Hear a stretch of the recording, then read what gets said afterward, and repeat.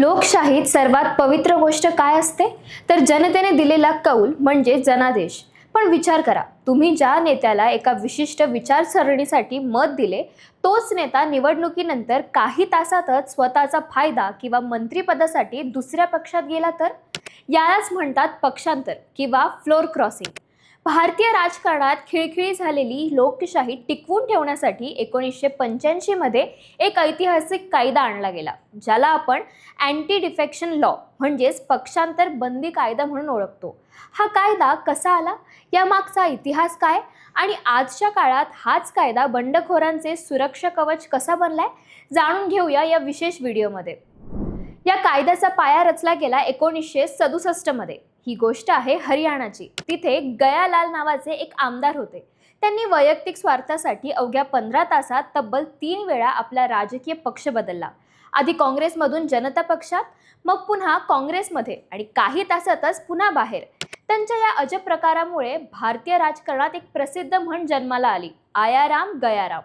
1960 आणि 70च्या दशकात हे प्रकार इतके वाढले की केवळ आमदारांच्या खरेदी विक्रीमुळे एका रात्रीत सरकारे पडू लागली आणि नवीन सरकारे स्थापन होऊ लागली। राजकारणात स्थैर्य नावाचा प्रकारच उरला नव्हता। याचमुळे संसदेला यावर कठोर पाऊल उचलणं भाग पडलं। वर्ष 1985 तत्कालीन पंतप्रधान राजीव गांधी यांच्या सरकारने संविधानात 52वी दुरुस्ती केली आणि संविधानात 10वे परिशिष्ट म्हणजेच 10th शेड्यूल जोडले। याच दुरुस्तीला आपण पक्षांतर बंदी कायदा म्हणतो। सुरुवातीच्या नियमानुसार जर एखाद्या पक्षाचा 1/3 गट बाहेर पडला तर त्याला पक्षातील फूट मानले जायचे आणि त्यांची आमदारकी किंवा खासदारकी रद्द होत नव्हती। वर्ष 2003 ही पळवाट रोखण्यासाठी अटल बिहारी वाजपेयी सरकारने 91वी घटना दुरुस्ती आणली। या दुरुस्तीनुसार 1/3 फुटीची सवलत पूर्णपणे रद्द करण्यात आली। नवीन नियमानुसार जर एखाद्या पक्षातून आमदारांना किंवा खासदारांना बाहेर पडायचं असेल आणि आपली पदे टिकवायची असतील तर कमीत कमी 2/3 बहुमत एकत्र येऊन दुसऱ्या पक्षात विलीन होणे बंधनकारक करण्यात आले। पण प्रश्न असा पडतो की या कायद्यानंतर पक्षांतर थांबलं का? उत्तर आहे नाही। राजकारण्यांनी आता कायद्याच्या 2/3 विलिनीकरणाच्या नियमाचा वापर करून थेट संपूर्ण पक्षच हायजॅक करायची नवीन पद्धत शोधून काढली। याचे ताजे आणि सर्वात मोठे उदाहरण म्हणजे आपला महाराष्ट्र।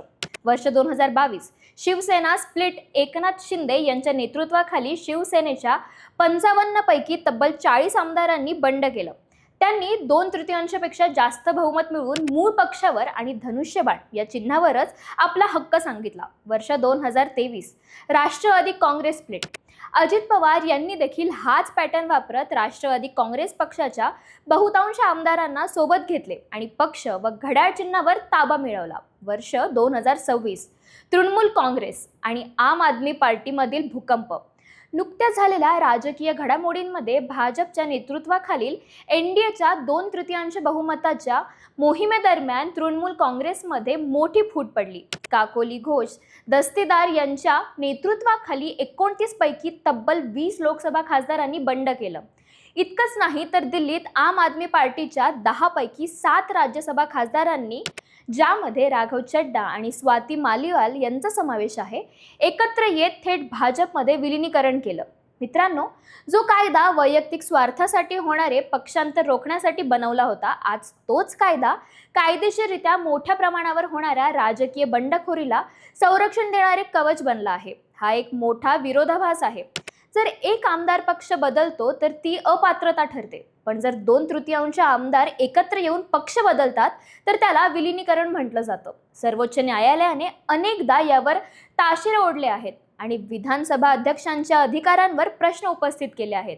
पण जोपर्यंत या कायद्यातील 2/3 विलिनीकरणाचा पळवाट पूर्णपणे बंद केला जात नाही, तोपर्यंत भारतीय लोकशाहीत हा पक्षांतराचा महासर्कस असाच सुरू राहील। तुम्हाला याबद्दल काय वाटतं?